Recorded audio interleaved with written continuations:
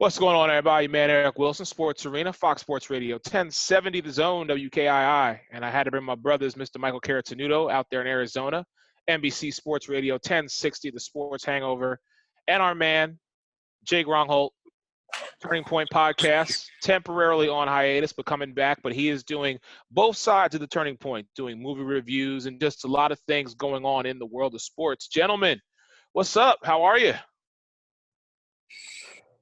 Hanging in there. That good, huh? Okay.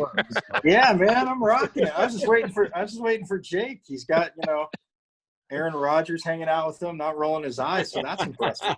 This is very impressive. But I'm sure soon enough we're going to see an eye roll happen every once in a while. Look, gentlemen, we got a lot to get to and not a lot of time, so I just want to kind of dive right in with both of you guys. Let me ask you to start this question. Let me ask you guys first to start this off. Yesterday, Jake, you and I were talking about Blake Snell, basically saying he doesn't want to play for fear that he's going to contract COVID-19. Well, now you go out and get a guy who's making $330 million over 13 years to kind of back him up in Bryce Harper, man. I got to get your guys' thoughts on this. Well, you got to think about it right out the gate here. The players just reacted in a very selfish way because let's be honest here. This was all the owners. The owners already had a prorated pay system ready to go for the players, regardless of what was going to be happening. And then the players just, instead of actually understanding and coming united, they were all about themselves. And that's how Blake Snell came off of. I mean, it was all over the place. Like Dan Patrick was talking about it today. Rich Eisen was talking about it. It was a story on Pardon the Interruption, Around the Horn. And, I mean, and then you bring out Bryce Harper. Of all people, Bryce Harper to say, hey, somebody had to say it. Well, look, I understand you're a union. I understand that a lot of people are talking about how, $5 or $5 million, I want to get my money. I get that. But when you come off as, like, I'm a price instead of about your health and safety, then that's your biggest problem, and it's during a pandemic. If this was not during a pandemic, then we would be just talking about, billionaires versus millionaires, let them fight it out, whatever. But, honestly, fans need baseball, and if it takes all of them or just 25% decide to take it off, why not? But Clayton Kershaw said it best. He said that whatever Blake Snell said, he said it was bold, but honestly, I did not agree with it, and I also agree with Clayton on that. Mike, what are your thoughts? Here's the thing, Jake. Fine. Comments aside by players, Yeah. what they're saying, and again, I'm all for if they want to be paid in full because not everybody's making $30 million a year, and everybody gets that. Yes, they do have guaranteed contracts. True. Yes. And all that good stuff. But that being said, like, if there's nothing in the contracts that the owners put in, because they would be hammering the players if it wasn't about a pandemic, a shortened season, anything like that. I mean, I guess there's technically act of God clauses that this could cover. But no, if they're going to play, they get their full salary. They're not the ones that cause this. And again, look. Are we sure about that, Mike? Are we sure the Houston Astros didn't cause this to happen? I was waiting for that. I just thought I figured I'd just ask the question. Too soon? Okay. All right. Yeah, I thought Jake would bring that one up, Eric. No, but if the Astros didn't cause it, and if it's proved the Astros caused it, then I'll take a pay cut. But that being said, side note, they're big winners from this pandemic too. But that being said, like, it's that you have to live up to their full contract. I mean, are they going back to the TV companies and refunding? Jake, Well, they're not. what So my point is, Right. Normally, and in football, I'll always side with the team. I get sick and tired. You don't see it a lot in the NBA and baseball. I get the guaranteed contracts, but with football, I think what drives fans crazy is that, guys should be compensated. But when you're coming back with 3 years left on your deal because 5 other dudes now have performed as good or better than you, you want a new deal. Like, that's what annoys people. But yeah, when you're saying like billionaires won't pay them, again, there's a salary cap. I know we all get that. But with baseball, if they don't feel safe playing, fine. I've watched some of the South Korean baseball and there's no fans there. You know what? At least they're playing the game.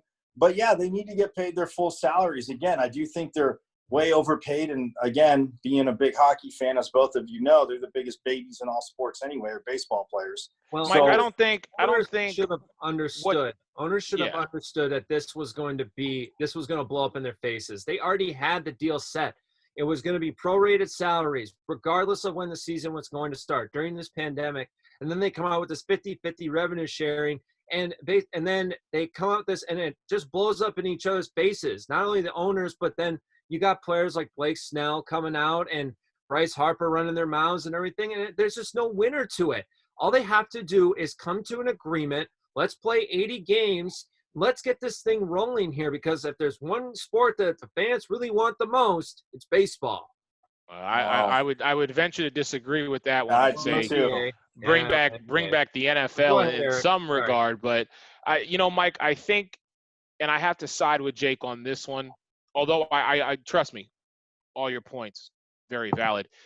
Yeah. I just think that the tone that Blake Snell, and then for Bryce Harper to kind of just follow underneath him with this and say, hey, I agree, I'm glad someone said it. I think it's the tone. But again, when you have one of the highest paid players in Major League Baseball coming out and saying, I support what Blake Snell basically said, and I've heard certain phrases for Blake Snell, none that I'm going to use here today. But, I mean, it's just ridiculous.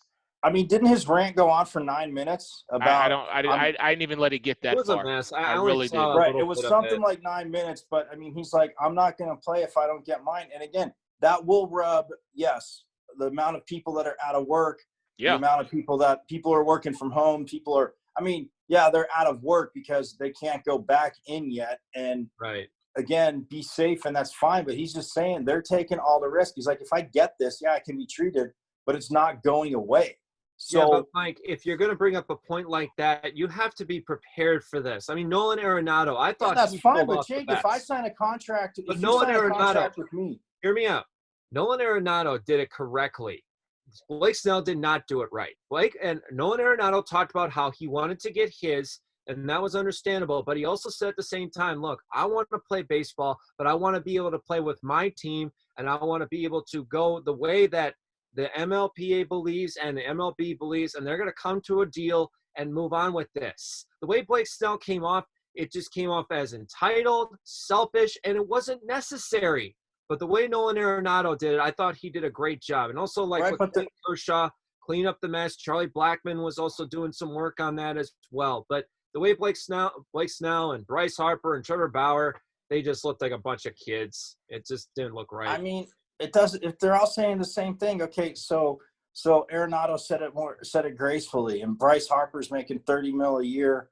I mean, you look at it, and yeah, it's going to depend on which states open up and how they're playing. But yeah, if they're still going to be subject to it, I mean, yeah, these guys now are. I mean, it's going to be like I know we'll get to the Last Dance in a minute, but it's going to be like Michael Jordan in the hotel room in the Last Dance. These guys aren't going out. You're going to get food delivered. You're not going to go out. You can't. The whole team can't go out. Not that they all always go out together anyway. But look, the way he said it, yes, it's going to rub people the wrong way. I just look at it from the fact of it's not like he was going back trying to renegotiate his contract now and saying, well, I want this and that, or we all deserve to get paid this, or he wants his full contract. If he's out there playing, and the owners need to live up to that. If there's a shortened season, I mean, look, strike shortened season, the dudes, I mean, I'm not saying they were making as much money, but for the time they were, when the strike shortened season, we had no World Series in '94 because of the MLBPA. Right. And the owners too. They don't want to agree on a thing. It was both. I mean, both their faults, but the players walked out on the season. We started late in '95, so it's one of those things where it was a shortened season. I mean, while the off season was short, yeah, you still had your 162 games, but it started later, and it was getting into that time of like, okay, just sign the damn thing and get to spring training. So again, the owners are billionaires. I'm not saying they need to be taken for fools. They're successful. They're there for a reason. But you agree to pay somebody, then okay, because yeah, Bryce Harper taking a hit. So what? He's going to go from 30 million to what? 20 million, whatever, 15 million. Okay, no one's going to feel sorry for you. But the dude that's making, again, what, 2.5 mil, 2 there million. You go. See, and that's what I was looking for. That's what I'm saying. So they need to be paid their full contracts. They're not giving any money back to the TV companies. I mean, they might work out sweetheart deals on the back end, but they're not giving any of that money back, and you know it. So again, pay the play. Again, not that I ever side with the MLBPA, because after steroids and everything and the owners, I mean, it's ridiculous, but they do have the most power. So the owners, you can't, and then you just make other guys mad, and they're going to say those things. And because now you're trying to throw in other stuff, it's like, they're going to be like, are you kidding me? Get the hell out of here. No, because I agree. they have to understand why is it that, hold on, Jake, real they're quick. going to Why be is in it the that red. Why is it that Adam Silver seemingly, I'm not saying Gary Bettman doesn't, but people, their disinterest for whatever lame reasons in hockey, but why is it that Adam Silver is the only one to seem, and I'm not saying Roger Goodell doesn't, but these sports that are supposed to be going on now, Adam Silver in the forefront is fine. I mean, I'm not saying Manfred's done a bad job, but if you're an owner, if you're the player rep for every team, the players are going to win this, Jake. Inevitably, we could all be upset. They're going to win this. The players are going to win because it's say, okay, fine, go play with minor league dudes. And what do you think the minor league dudes are going to say after a month? Like, dude, I want at least $5 million. True. Like, they can't do Mike, that. We gotta keep it moving here, brother. I appreciate it, and I love all the points, but we got to keep it moving. And I want to transition. Let me leave you with this one last point, then Jake, I'm gonna let you get yours, and then we're gonna move on. Okay. My thing is, Mike, with regards to players making millions of dollars, try telling that to the 30 million people who are currently unemployed. That's my whole point. Jake, go ahead. I'll let you get the last word, then we're gonna keep going. To finish off the point with the owners, MLB made a total of $10.7 billion.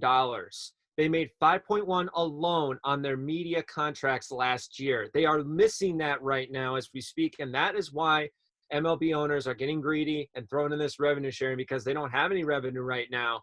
They can't make anything off of this.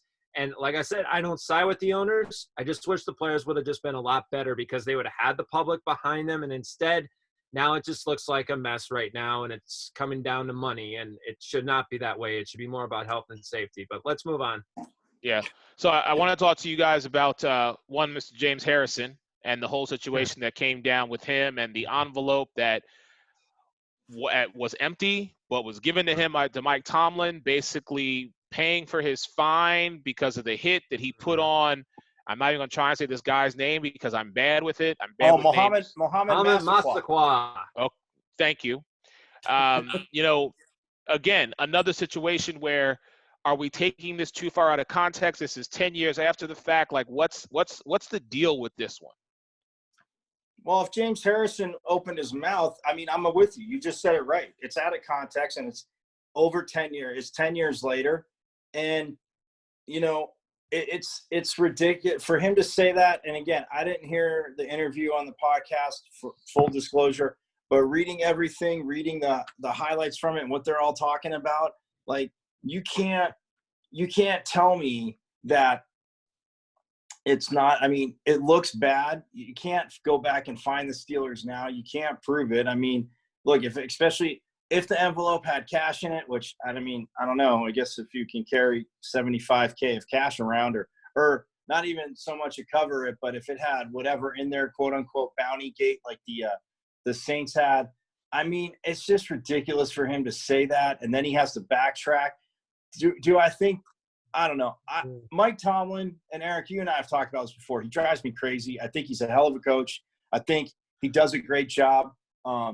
If I was, what's his name from the Ravens, when Tomlin stepped on the field, I mean, he tried to tap dance. He slowed down. Oh, yeah, Didn't return the punt. Dude, if I'm that punt returner and I have that speed, dude, I guess he's going to be going to get checked out by doctors, because I'm plowing him. I'm going to stiff arm. I'm going to shove him down in front of me and say, oh, you're looking up at the screen. You're cute. Like, I can't stand Mike Tomlin for that. But as a coach, what he does, like, for James Harrison to come out, yeah, he just made it worse. And now with this going on, I mean, yeah, at least mini camps aren't going to go on. But when camp opens, you know that Mike Tomlin's just going to get berated with that by the national media.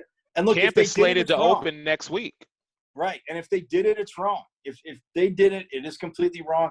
I will side with James Harrison, and I know others, and I mean, you guys can both touch on this too, Louis Riddick, because Louis Riddick talked about it, and I think even just everywhere I've seen written, and it wasn't rocket science, because the first thing I thought about, even when they talked about Bountygate back in the day, but when you started concussion lawsuits, one thing I remember growing up as a kid watching was NFL's Greatest Hits, man.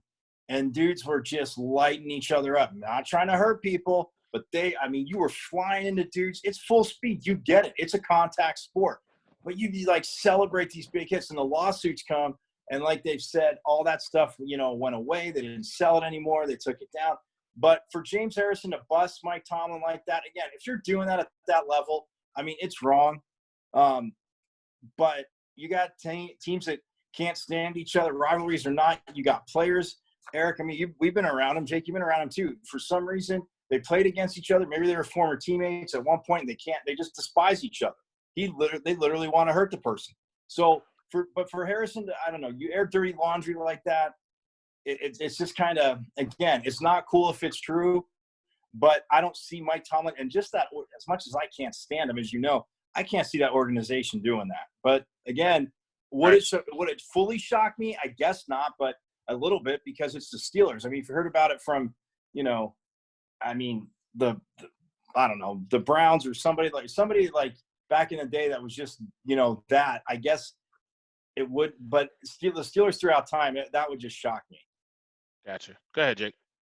I was pretty indifferent about it. I thought it was taken way out of context. I understand the way James Harrison said it, but the fact is that he's retired. The NFL doesn't have time to go do an investigation on what a retired player said on a podcast on Barstool Sports. And another thing is, the Steelers did a great job coming out. Kevin Colbert came out and said it. Harrison's agent came out and said it. Mike Tomlin stayed silent, which was what you need to do at this point. But honestly, I just felt like, hey, it's Friday, and we got this little nugget here about this podcast. And this was all before like the Aaron Rodgers, quotes came out here. So that was, it was a story to talk about a little bit, but nothing's going to happen out of this. It's not going to be Bountygate. And honestly, this has happened before with players. There's a lot of things we don't know in the 70s and the 80s and the 90s that teams did because of how hard these guys were getting hit. And like you said, Mike, I was a big fan of NFL's Greatest Hits. Every time I watch America's game and I watch those 70s Steelers, I am relevant. I am in, let me see, how can I put this here? I'm just in celebration of the hits that Mean Joe Green put on people, Dwight White, Jack Lambert, Jack Ham, and all of them, and I don't care. Mel Blount took guys out to the woodshed. Jack Tatum did the same thing. And if they got paid, they got paid. But the fact is, he's retired. Let's move on with this. Okay. All right. Like I said, Jake, for all your points, I see it.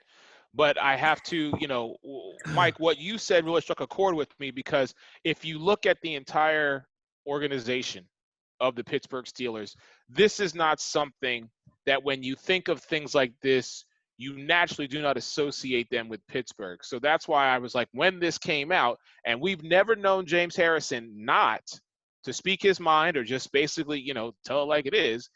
That's why if it would have been maybe another player who wasn't really such a powerful voice, if you will, I wouldn't have given it a second thought. But because it is him, he's been around the league. Yes, he's a retired player, but I have to ask the question, the timing of it all. Like, why now? Is that just because It was something like we could just throw in there? And maybe that is the case, but I don't know. Right. Well, look, I'll give whoever on the podcast that he was on, that it was said and everybody just jumped to it like, whoa.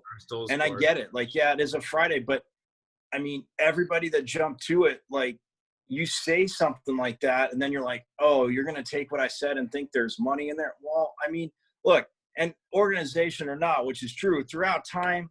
Yeah, man, I bet you they're defensive players. Like, they don't want to end a dude's career, but if they knock somebody out for a play or for the rest of the game, I'm sure there was a little pot in there, like a little, like, hey, everybody put in, man.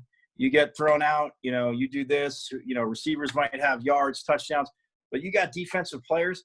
Look, Cowboys homer or not, Eric, you and I have talked about this before. I love seeing Darren Woodson just clock people. People talk about Roy Williams that are a little bit younger. Woodson was there at the same time. If he didn't have that screwed up calf injury, he probably would have played another 3 years.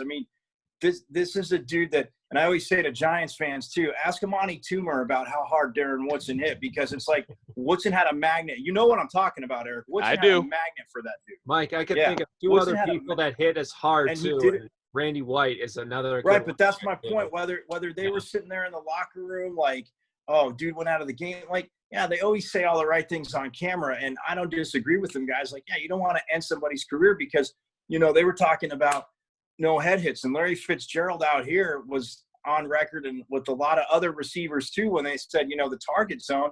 They're like, dude, don't hit me in my knees, man.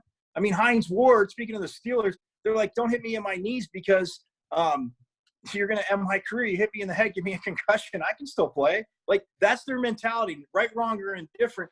But Hines Ward used to say if he was cognizant enough and he went down, he would grab his knee. He would grab something so they wouldn't start checking his head. If he felt like he just got dinged and he was like, oh, man, he got like a sting or whatever, he would grab a different part of his body.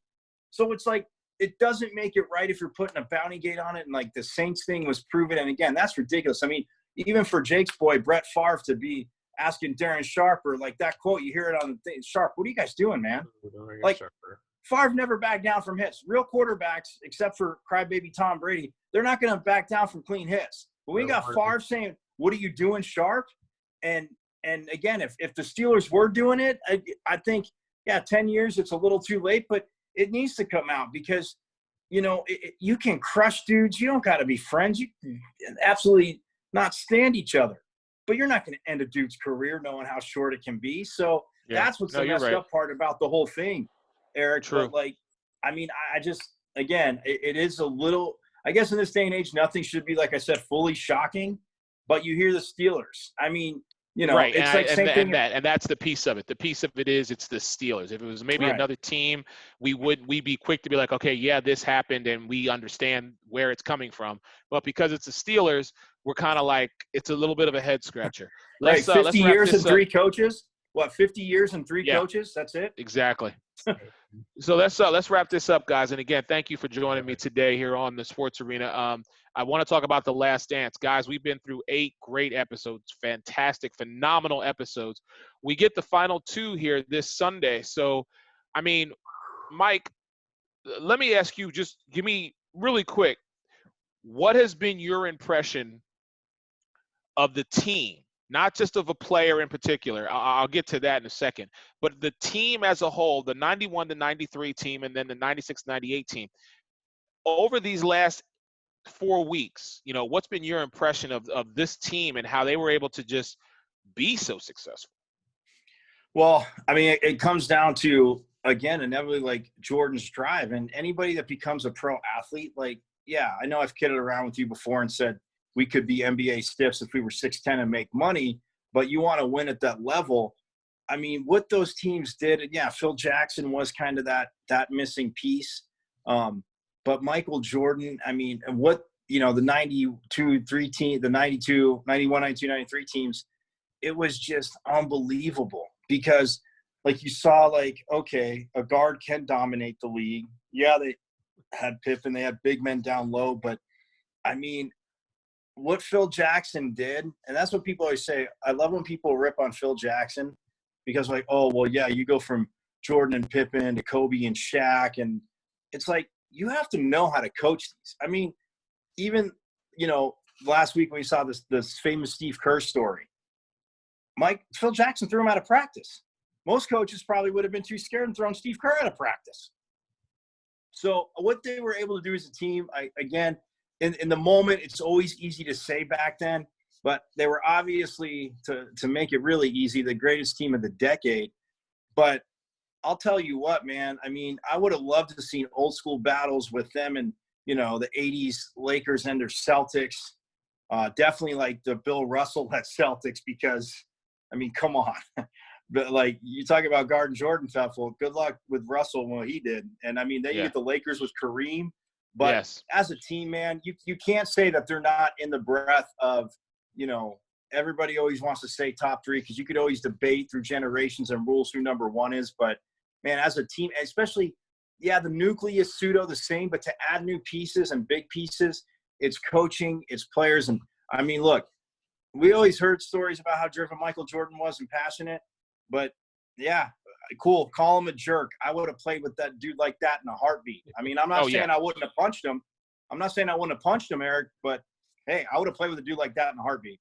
Listen, I have always said this. I was never a Michael Jordan fan. But I have always said, whether you love him or you hate him, you had to respect what he did for that game, and transcending not only the game of basketball, but an entire city. I mean, that speaks huge, huge volumes. And real putting the quick whole before Go Jake ahead. gets in, Eric, imagine if the Blazers had the vision to have a guard-based offense then. Instead of Sam Bowie, yeah, I know. I got you. Jordan and Drexler in their prime. Jordan and Drexler in their prime. Yes. Yeah. Jake, go ahead. Get in, man. Go ahead. Get yours. Well, I got to say, I just loved every minute of this documentary. And I always got to say that, I got 3 teams of the 6 championships that I just loved to death. And that was the 93 Bulls. I loved them because they played such a great series with the Phoenix Suns. I mean, this Phoenix was loaded. They had a lot of talent on that team. And then also 96, 97, 97, 98, back-to-back series against the Utah Jazz. And we're going to finally understand tomorrow, this weekend, we will find out if this was the flu game or if this was actually food poisoning, because there's been a lot of rumors about, what kind of game was this really. Everybody keeps saying the flu game, but now they're bringing up food poisoning. So I'm excited to see that. But the best thing about this was it had to be when Michael went to play baseball, because he was able, and he hasn't played in 15 years, keep in mind. He was able to go to a double-A team and hit 200 batting average. And just when everybody was, writing him off, he was starting to play really good ball. But then he just got that itch. He just got that itch to go back and play basketball. And even though he was number 45, he was playing the Orlando Magic, he made it a goal. After he lost that series to Orlando Magic, he was going to come back tougher, faster, and he put on more muscle again. He worked hard with the likes of Tony Kukoc and Steve Kerr and Scottie Pippen. And one of the best things that happened to Michael Jordan was Phil Jackson, because if there was one coach out there that knew how to keep Jordan the way he was, it was Phil Jackson. And when those two guys were together, it was just an amazing thing. And I can't wait to see what happens in these final 2 episodes, because it's been a treat. I also liked how Michael Jordan was tearful. He was emotional because of his father's death, James Jordan, who, got to watch him play his final game before he had his first retirement. And when you see the grisly details of what happened to James that night, watching Michael get like that, I've never seen Michael Jordan like that. But it also brought a context to why that Seattle Supersonics game, why he dove as soon as the final buzzer, he dove for that basketball, and he didn't let it go as everybody's taking pictures of him and everything like that. He is sitting there in tears the entire time because of his father. He was able to do something for him, and it was such an amazing moment, because I remember vividly, I watched that with my father. I watched the entire series with the Seattle Supersonics, and my dad, the first thing that came out of his mouth as soon as the Bulls won that championship was, "Get those cameras away from him." And I was like, "What do you mean, Dad?" And he goes, "Jay, do you realize what happened to Michael before he retired?" And I said, "No." And tells me about James Jordan. And I'm like, "Well, that makes a lot of sense." And then we saw it in the locker room as well. He just kept crying, and I wanted somebody to just go up and just take the camera and do this thing so he could just enjoy himself. And it happened on Father's Day too. Let's not forget that. Yes. And that, I think that was good. Oh no, I was going to say, we were talking about it earlier, the shortened season, but you can also thank Major League Baseball players for walking out, because Jordan said he wouldn't cross the line. True. That is obviously true. But Terry Francona said after that, when he was in fall ball out here in Arizona, because I remember I never went to fall ball games, but we heard he was out here, and we actually went and checked out like 1 or 2, and it was pretty cool. But Francona said the work he was putting in, like you said, Jake, to be a 200 hitter, go over 200. But if there was no strike, even Jerry Reinsdorf, I know, said it, but I just remember reading back then, like, if there was no strike, he probably would have been in spring training, obviously, with them. Yes. But he would have had a hell of a shot to go to the major leagues, and not just because, oh, we're going to put Michael Jordan out there as a, a marketing ploy. Like, everybody saw the improvement in the hitting and like his work ethic from basketball to baseball didn't change. But we can thank the players' strike for the second 3. Well, there you go. Gentlemen, this has been great. I really appreciate everything that you guys do, man. I love having you guys on. Can't wait to have you guys back. Hey, Michael Carotenuto out there in Arizona, please stay safe and stay healthy. My man, Jake Rongholt, bruh, do your thing. Anything you guys need, give your man a holler. Your man, Eric Wilson, Sports Arena, Fox Sports Radio, 1070 The Zone, WKII. Everyone have a great weekend. Enjoy The Last Dance, and hopefully we get back to sports sooner rather than later. # turning dreams into reality. Y'all have a good one.